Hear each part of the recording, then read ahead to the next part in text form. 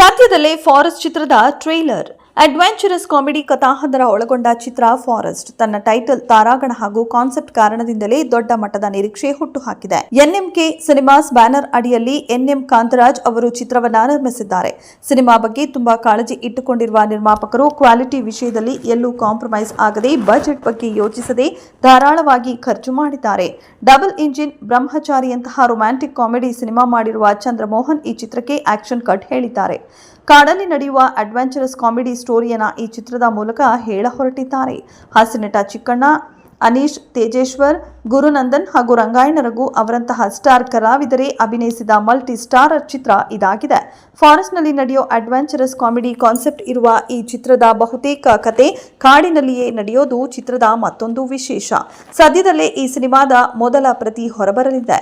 ಅತಿ ದೊಡ್ಡ ಕಳ್ಳತನವೊಂದರ ಸುತ್ತ ನಡೆಯುವ ಘಟನೆಗಳನ್ನು ಈ ಚಿತ್ರದಲ್ಲಿ ಹೇಳಲಾಗಿದೆ.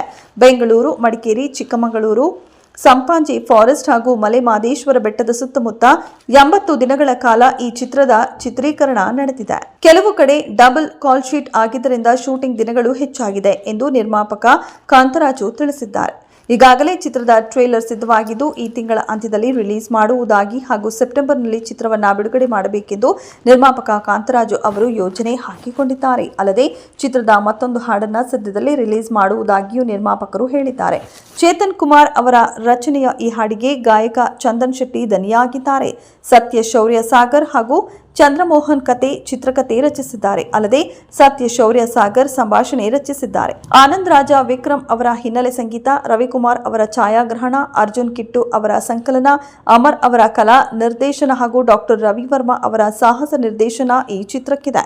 ಚಿಕ್ಕಣ್ಣ, ಅನೀಶ್ ತೇಜೇಶ್ವರ್, ಗುರುನಂದನ್, ಶರಣ್ಯ ಶೆಟ್ಟಿ, ಅರ್ಚನಾ ಕೊಟ್ಟಿಗೆ, ರಂಗಾಯಣ ರಘು, ಅವಿನಾಶ್, ಪ್ರಕಾಶ್ ತಮ್ಮಿನಾಡು, ದೀಪಕ್ ರೈ, ಪಣಾಂಜೆ, ಸೂರಜ್ ಪಾಪ್ಸ್, ಸುನೀಲ್ ಕುಮಾರ್ ಮುಂತಾದ ಹಿರಿಯ ಹಾಗೂ ಕಿರಿಯ ಕಲಾವಿದರು ಫಾರೆಸ್ಟ್ ಚಿತ್ರದ ಪ್ರಮುಖ ತಾರಾ ಬಳಗದಲ್ಲಿದ್ದಾರೆ.